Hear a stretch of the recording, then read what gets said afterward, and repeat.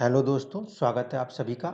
आज हम एक कुंडली का विश्लेषण करेंगे। यहाँ पे जो मेन क्वेश्चंस थे वो थे, एक तो मैरिज लाइफ को लेकर और दूसरी चीज़ जो है वो कि लाइफ कैसी रह सकती है।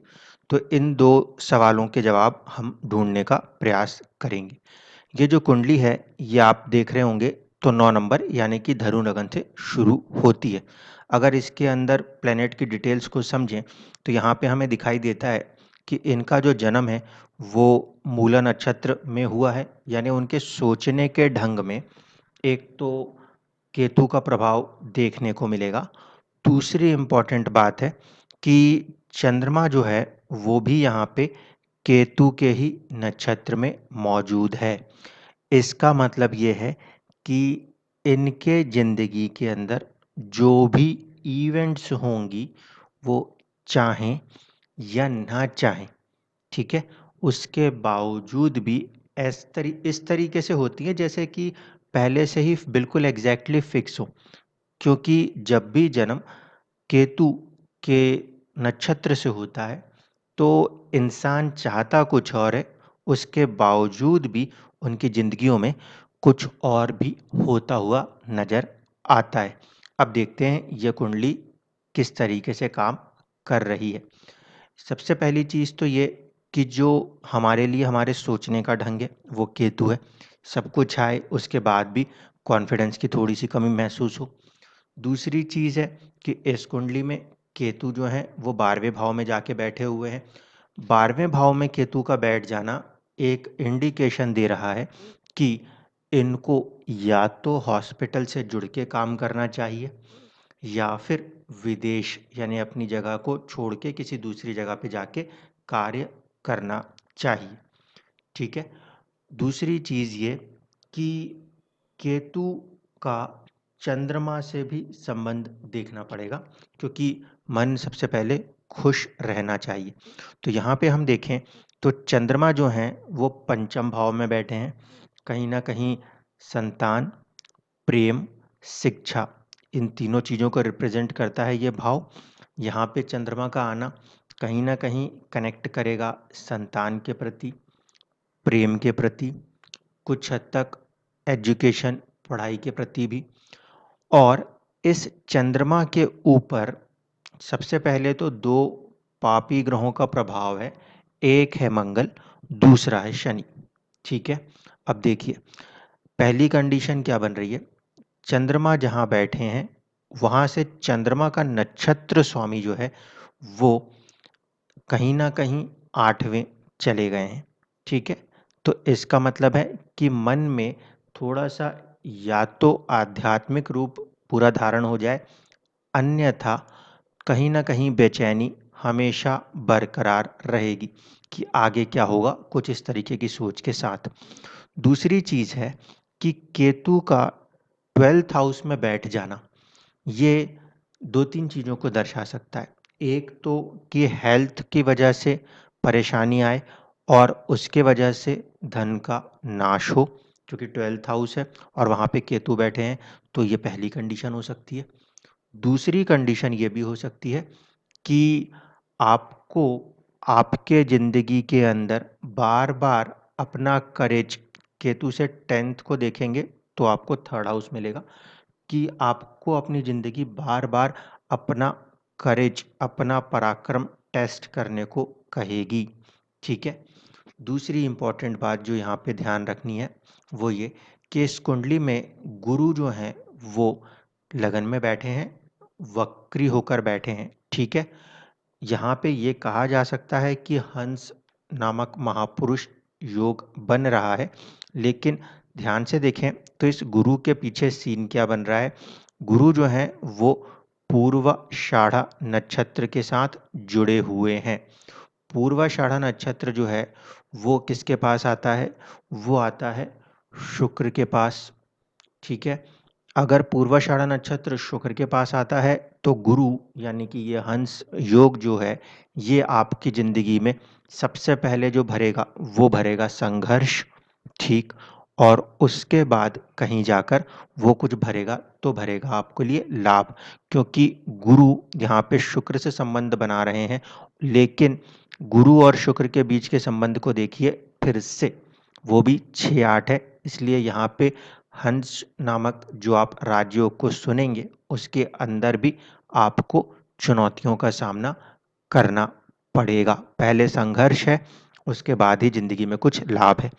तो इस कुंडली को अगर मैं ऊपरी तौर से देखूँ, तो मैं पहले यही कहूँगा, केतु का 12th से जुड़ जाना, either connect with a hospital या फिर बाहर विदेश, आप जहाँ रह रहे हो वहाँ से दूर हट के आप कहीं पे अपने आप को लेकर आओ, ताकि जो हेल्थ इश्यूज और मानसिक कष्ट हैं उनमें पहले कुछ कमियाँ आएँ।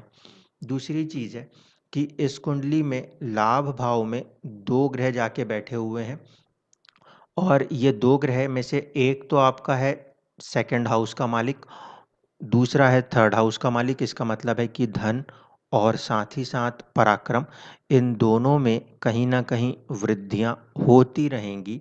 लेकिन देखिए, मंगल जो है वो किसको दर्शा रहा है? पंचम भाव और 12th हाउस, द्वादश भाव। इस कारण से कहीं न कहीं आपकी ज़िंदगी में खर्चे और नुकसान, 12th हाउस भी नेचुरली बढ़े हुए रहेंगे, और पंचम भाव बुद्धि, सॉल्यूशंस भी बढ़े हुए रहेंगे। चंद्रमा का केतु की राशि, वो भी अश्विनी नक्षत्र में आना, इंसान को हीलिंग के लिए अच्छा माना जा सकता है। ऐसा इंसान दूसरों को सलाह दे तो उनके कार्य बनते हुए दिख सकते हैं। खुद के बने या ना बने, लेकिन दूसरों के लिए ज़रूर बनते हैं। यानी कि डॉक्टर अपना खुद का इलाज करे ना करे, दूसरों का इलाज करने की कैपेसिटी उनमें ज़रूर होती है। चंद्रमा यहाँ पे क्योंकि अष्टम के स्वामी हो रहे हैं और फिर पंचम से जुड़ रहे हैं, इसलिए थोड़ी सी चुनौतियाँ रहीं। दशा जो है आपके ऊपर, वो भी चंद्रमा की ही चल रही है। इसके पहले की जो दशाएं आपने देखी हैं, उसमें आपको शुक्र, सूर्य की दशा नजर आई है केतु के बाद। इसीलिए आपके ज़िंदगी में जो काफ़ी लंबा समय बीता है, अगर हम कहें केतु से लेकर सूर्य तक की दशा तक, आपकी ज़िंदगी में नेचुरल संघर्ष रहा है। लेकिन चंद्रमा की जो दशा है, वो क्योंकि अष्टम के स्वामी हैं, इस कारण से प्रयास ये होगा कि ज़िंदगी में बदलाव लाए। अब मैं पहले आपकी चर्चा करूं नवमांश के लिए। तो नवमांश की कुंडली जो बन रही है, उसको ध्यान से देखें तो चंद्रमा जो है वो लगन के अंदर ही स्थित है, और कहीं न कहीं चंद्रमा जो हैं वो अपने ही नक्षत्र में बैठे हुए हैं। इस समय आप जिस दशा में चल रहे हो, वो चंद्रमा की महादशा में शुक्र की अंतर्दशा है। इसलिए हम यहाँ पर ये कह सकते हैं कि 2022 और 2023 के बीच में आपकी मैरिज होने की संभावनाएँ बनेगी, क्योंकि इस कुंडली में शुक्र जो है वो कहीं न कहीं उच्च होकर लाभ भाव से जुड़ रहे हैं, और इस कुंडली के अंदर जो शुक्र है उसका लाभ भाव में जुड़ना थोड़ा सा प्रॉब्लमेटिक तो है, लेकिन फिर भी रिजल्ट्स दे सकता है। वो इसलिए क्योंकि शुक्र जो है वो फर्स्ट हाउस के लॉर्ड है, वो छठे के भी लॉर्ड है। आपके मैरिज लाइफ में हमेशा ही कहीं ना कहीं चैलेंजेस आपको महसूस होते रहेंगे। जो आपका सोचने का ढंग है केतु, वो क्योंकि छठे भाव में बैठा है, तो मैरिड लाइफ के अंदर आने वाले जो डिस्टर्बेंसेस हैं, वो कई बार रीज़न बन जाया करते हैं मैरिज को ब्रेक करने के। इस कुंडली के अंदर अगर हम देखें, तो आपके जो 7th हाउस का लॉर्ड है मंगल, वो सबसे पहले तो अपने घर से षडाष्टक हुआ है। ठीक है, 1 नंबर की राशि जो कि मंगल की खुद की है, वहाँ पे बैठे हैं। वहाँ पे बैठना ठीक है, लेकिन राहु के साथ कंबाइंड होने के कारण मैरिटल लाइफ के अंदर चुनौतियाँ देखने को मिलेंगी। एक से ज़्यादा मैरिजेस पॉसिबल हो सकती हैं, क्योंकि 7th हाउस का लॉर्ड जो है वो कहीं न कहीं आपके एक चर राशि में बैठा है। लेकिन मैरिटल लाइफ के अंदर चैलेंजेस हमेशा ही देखने को मिलेंगे, इससे इनकार नहीं किया जा सकता। यहाँ पे एक चीज़ और है जो कि आपको ध्यान देनी चाहिए, कि आपकी मेन कुंडली जो थी उसके अंदर आपके जो बुध हैं, वो भी कहीं न कहीं शुक्र के नक्षत्र में बैठे हुए हैं। अब इस लगन कुंडली में जो 7th हाउस का लॉर्ड है, वो है बुध, और वो शुक्र के नक्षत्र में बैठे हैं। शुक्र का नक्षत्र जहाँ पर छठा भाव का रिजल्ट संघर्ष देगा, वहीं साथ-साथ कुछ लाभ भी देगा। इसीलिए आपके मैरिड लाइफ के अंदर संघर्ष हमेशा बना रह सकता है और उस संघर्ष से ही आपको लाभ निकालना होगा। चंद्रमा के सामने शनि मौजूद है और यही शनि आपके जो 8वां घर है, वैवाहिक सुख का घर होता है, उसके स्वामी बन रहे हैं।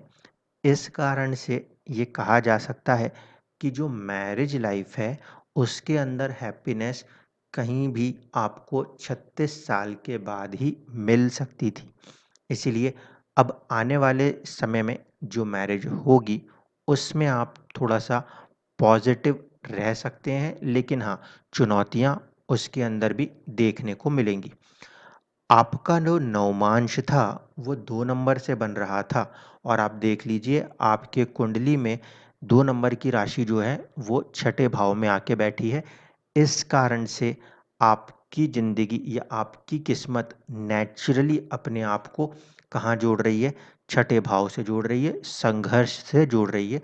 छठा भाव सर्विसेज़ का भी है और केतु जिस तरीके से प्लेस्ड हो रहे हैं और आपका अरुधा लगन यहाँ पे A10, A9 भी देख रहे हैं, तो आप अपने कर्म को विदेश से करते हुए और अपने लाभ को विदेश या हॉस्पिटल में कुछ काम करते हुए पा सकते हैं। इसलिए सलाह यही होगी, कोशिश ये कीजिएगा, जहाँ आप रह रहे हो अगर उस जगह को छोड़ सको तो अच्छा, लेकिन अगर आर्थिक स्थिति के कारण अभी उसको ना छोड़ सकें, तो फिर क्या कीजिएगा, किसी भी तरीके के योगा वाले काम या हॉस्पिटल से जुड़े हुए किस काम को साथ में कनेक्ट कर लीजिएगा।